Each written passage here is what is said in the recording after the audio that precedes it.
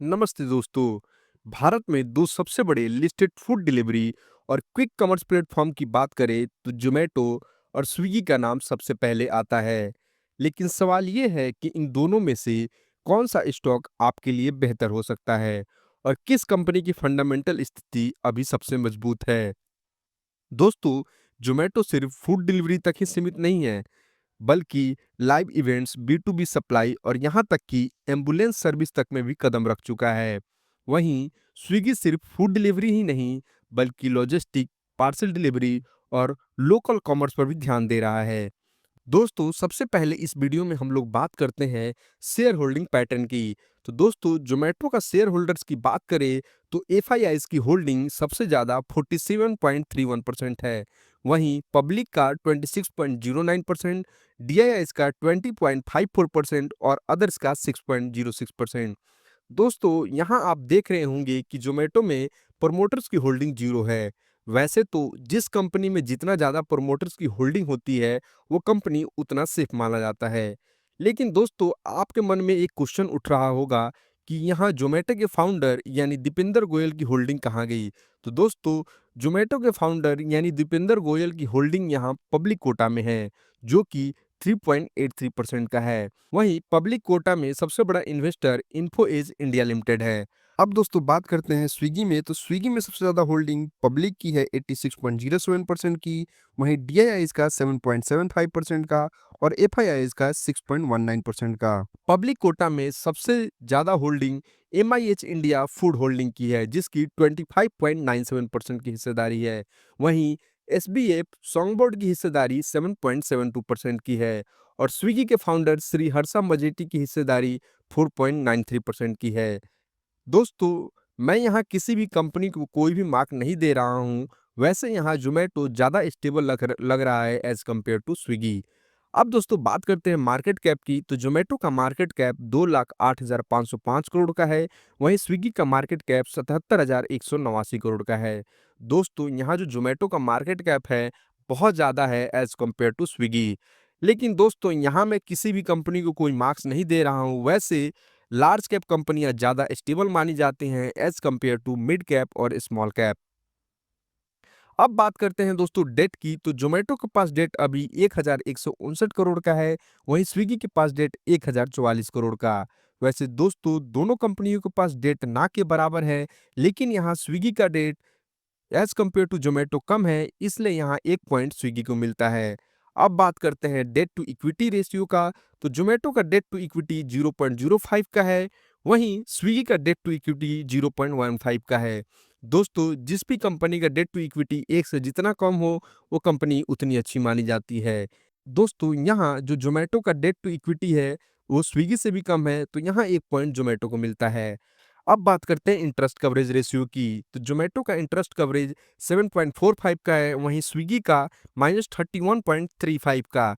दोस्तों, जिन दर्शकों को पता नहीं कि इंटरेस्ट कवरेज क्या होता है, तो मैं बता दूं, इंटरेस्ट कवरेज का मतलब है जो कंपनी ने लोन लिया और जो उन लोन का इंटरेस्ट कंपनी चुकाने में कितनी सक्षम है। तो दोस्तों, यहाँ जोमेटो का आप देखेंगे कि जो इंटरेस्ट कवरेज पॉजिटिव में है, वहीं स्विगी का माइनस में। तो निगेटिव होने का कारण है दोस्तों, अभी स्विगी प्रॉफिट जनरेट नहीं कर पा रही है।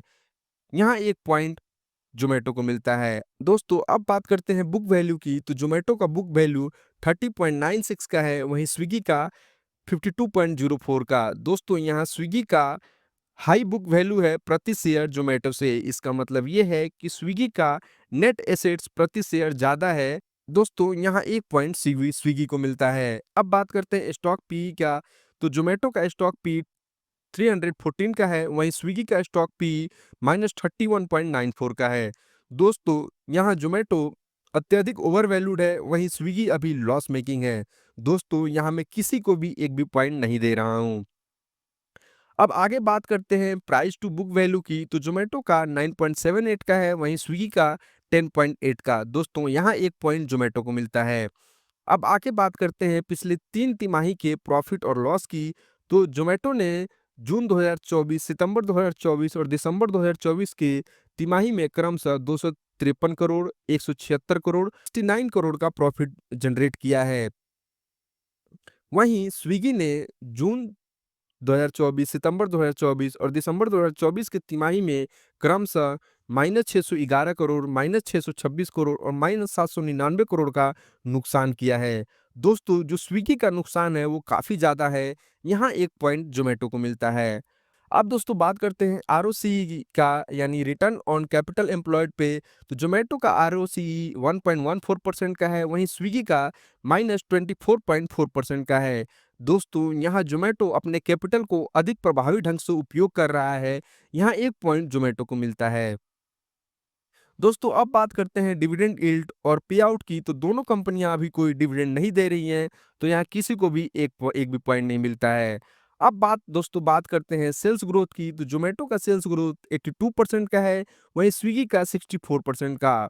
और कंपाउंडेड 3 साल का सेल्स ग्रोथ जोमेटो का 69% का है, वहीं स्विगी का 36% का।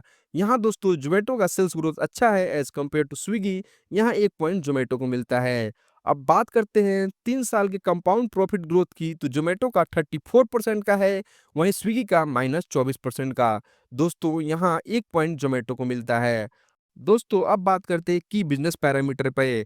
तो फूड डिलीवरी जो है दोस्तों 1000 सिटी से भी ज़्यादा में है, प्रेज़ेंस है ज़ोमैटो का, वहीं स्विगी का 580 सिटीज़ में। वहीं रेस्टोरेंट पार्टनर्स की बात करें तो ज़ोमैटो के पास 2,54,000 रेस्टोरेंट पार्टनर्स हैं, वहीं स्विगी के पास 2 लाख। दोस्तों, अब बात करते हैं क्विक कॉमर्स। तो ज़ोमैटो के पास 791 डार्क स्टोर हैं, वहीं स्विगी के पास 523 डार्क स्टोर्स हैं। अब बात करते हैं ग्रोथ फोकस की। तो Zomato food, quick commerce, live events और बी2बी सप्लाईज में है, वहीं Swiggy food, quick commerce, logistic, dining और लोकल कॉमर्स में है। दोस्तों, यहाँ भी 1 पॉइंट ज़ोमैटो को मिलता है। दोस्तों, अब बात करें टोटल पॉइंट्स की। तो ज़ोमैटो के पास हो गए टोटल 8 पॉइंट्स, वहीं स्विगी का केवल 2। दोस्तों, मैं यहाँ किसी भी स्टॉक को खरीदने या बेचने की सलाह नहीं दे रहा हूँ। जो तथ्य था, बस मैंने वही आपके सामने रखा। दोस्तों, आप हमें ज़रूर कमेंट करके बताएँ आपका सबसे बेस्ट स्टॉक कौन-सा है, ज़ोमैटो या स्विगी? दोस्तों, इस वीडियो में बस इतना ही। अगर इस चैनल पे आप नए हैं, तो चैनल को सब्सक्राइब करना ना भूलिएगा। दोस्तों, तब तक अपना ध्यान रखिए। जय हिंद।